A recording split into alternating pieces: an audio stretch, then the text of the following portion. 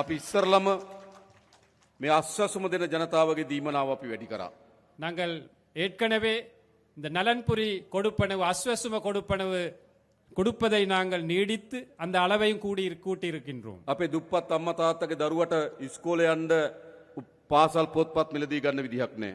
எங்களோட வறுமைக்குட்பட்ட பெற்றோர்களுக்கு தனது பிள்ளையை பாடசாலைக்கு அனுப்புவதற்கு அந்த பாடசாலை உபகரணங்களை பெற்றுக்கொள்ள முடியாமல் இருந்தது. අපි අස්වැසුම ලබන සියලු පවුල්වල දරුවන්ට රුපියල් 6000ක් දුන්න පාසල් පොත් උපකරණ මිලදී அந்த ගන්න. அஸ்வசும கொடுப்பனவை பெற்றுக்கொள்ளும் பெற்றோர்களுக்கு அந்த பிள்ளைகளுக்கு வழங்குவதற்காக 6000 ரூபாய் நிதி ஒதுக்கினம் பாடசாலை உபகரணங்களை பெற்றுக்கொள்வதற்காக. ඒ විතරක් නෙවෙයි දැන් අපි තීන්දුවක් ගත්තා.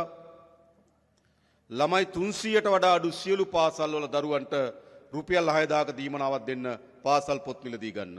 அதே போன்று நாங்கள் இன்னொரு முடிவெடுத்திருக்கின்றோம். 300க்கு குறைந்த பிள்ளைகள் படிக்கும் பாடசாலைகளிலே அந்த அனைத்து பிள்ளைகளுக்கும் 6000 ரூபாய் கொடுப்பனவு பாடசாலை உபகரணங்கள் பெற்றுக்கொள்வதற்காக வழங்குவோம் என்று. ඇයි අපි එහෙම කරන්නේ? ஏன் நாங்கள் அப்படி මේ செய்கின்றோம்? ගම්වල දුප්පත්භාවය ඉවත් කරන්න නම් දරුවන්ට හොඳට උගන්වන්න ඕන.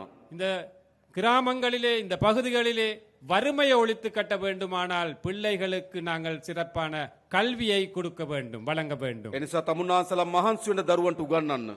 ஆகவே நீங்களும் உங்களோட பிள்ளைகளுக்கு படிப்பிப்பதற்காக ஒத்துழையுங்கள், செயற்படுங்கள். දුප්පත්භාවයෙන් අපි මිදමු දරුවන්ට උගන්වමු. வறுமையிலிருந்து நாங்கள் மீளுவோம், பிள்ளைகளை படிக்க வைப்போம். අපි තීන්දුවක් අරන් තියෙනවා සියලු පාසල්වල ගුරු පුරප්පාඩු ඉවත් කරලා විශේෂයෙන්ම මේ අවුරුද්දේ අපි අලුතෙන් ගුරුවරු බඳව ගන්නවා පුරප්පාඩු වලට. அதே போன்று நாங்கள் இன்னொரு முடிவெடுத்திருக்கின்றோம். அனைத்து பாடசாலைகளிலும் ஆசிரியர் பற்றாக்குறையை நிவர்த்தி செய்து புதிய ஆசிரியர்களை நாங்கள் நியமனம் வழங்கி அவற்றுக்கு பெற்றுக்கொண்டு சிறப்பான இந்த கல்வியை முன்னுக்கு கொண்டு போவதற்காக. අපේ දිසාපතිතුමා ඉන්නවා, එතුමා දන්නවා ගුරු හිගේ තියෙන පාසල් අපිට කියන්න අපි ගුරුවරු එවන්නම්. எமது மாவட்ட செயலாளர் இருக்கின்றார் இங்கே. நீங்கள் கூறுங்கள் ஆசிரியர் பற்றாக்குறையுள்ள பாடசாலைகள் எங்கே இருக்கின்றன என்று நாங்கள் ஆசிரியர்களை நாங்கள் அனுப்புகின்றோம். ඒ විතරක් නෙවෙයි අපේ යාපනයේ පුස්තකාලේ තවත් දියුණු කරන්න ඕන. அதே போன்று எமது யாழ் நூலக சாலை இன்னும் நாங்கள் அபிவிருத்தி செய்ய வேண்டும். ඒ සඳහාත් මේ සර ඇවැලේකෙන් අපි සල්ලි වෙන් කරනවා. அதற்காகவும் நாங்கள் இந்த வரவு செலவு திட்டத்திலே நிதி ஒதுக்கீடு செய்கின்றோம். ගම්වල අපිට යන්න තියෙන හොඳම පාර අධ්‍යාපනය.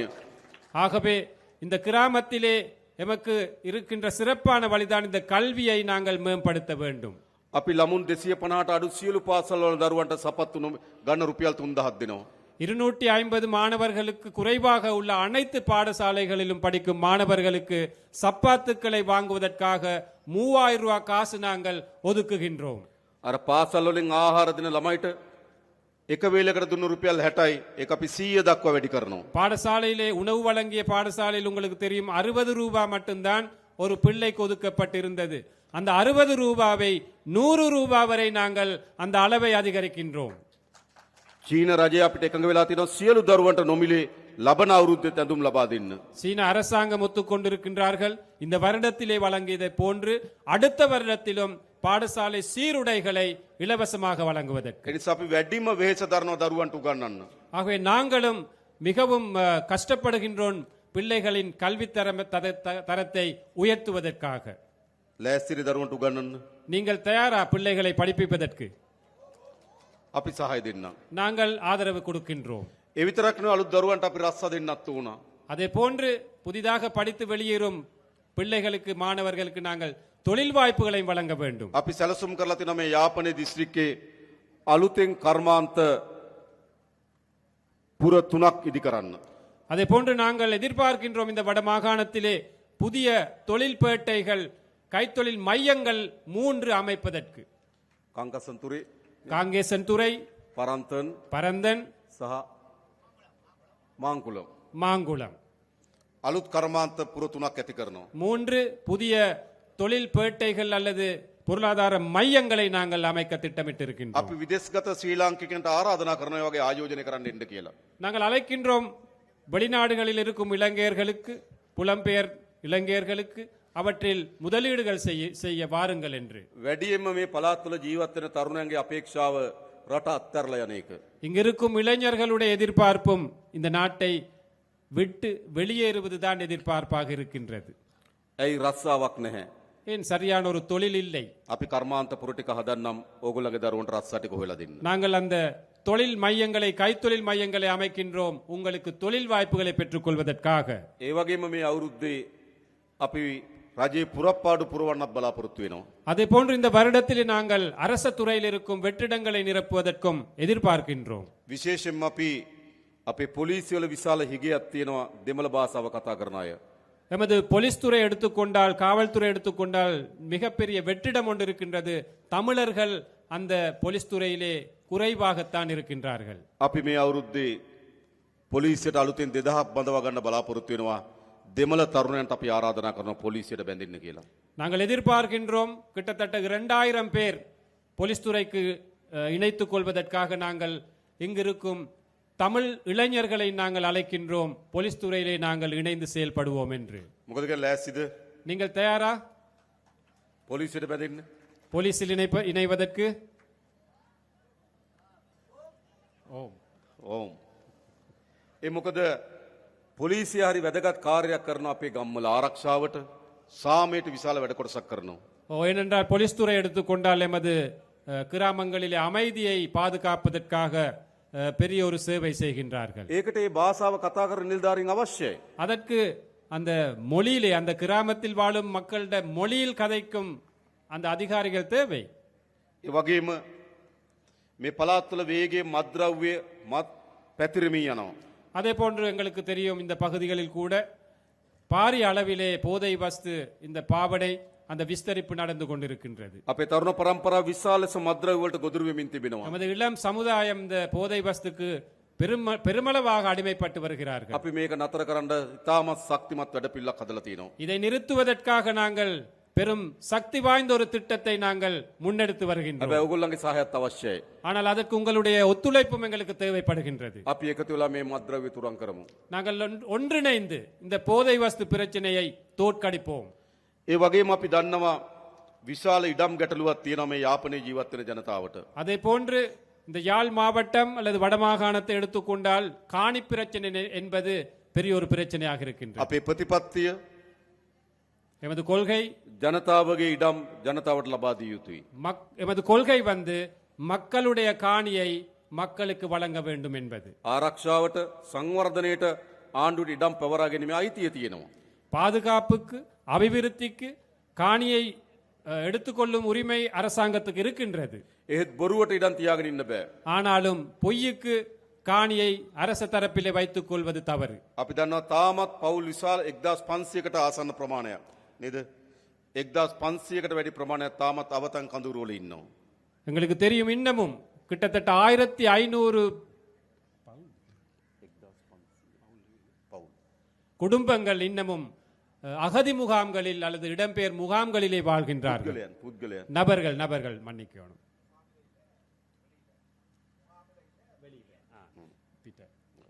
ඒ නිසා ඒගොල්ලන්ට අපි ඉක්මනින්ම තමන්ගේ වාසස්ථාන ලබා දෙන්න කටයුතු කරනවා. ஆகவே அவர்களுக்கும் நிரந்தரமான வீடுகள் வீட்டு வசதிகளை செய்து கொடுப்பதற்காக நாங்கள் முடிவெடுத்திருக்கின்றோம். අපි ඉඩම් ගැටලුව විසඳන්න. நாங்கள் காணி பிரச்சனை தீர்க்கின்றோம்.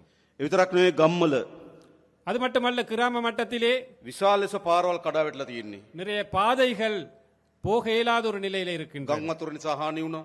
வெள்ளப்பெருக்கு பிரச்சனை இருக்கின்றது. කාලයක් තිස්සේ නඩත්තු නොකරපු නිසා හානි වෙලා நீண்ட තියෙනවා. நாட்களாக அந்த பாதையை பராமரிக்கவில்லை.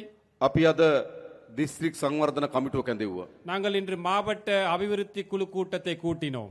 ඒදී අපි මාර්ග සංවර්ධන අදාළ නිලධාරීන්ගෙන් ඇහුවා කීයක් ඕනද පාරවල් හදන්න මේ අවුරුද්දේ හදන්න පුළුවන් ගාන කියන්න.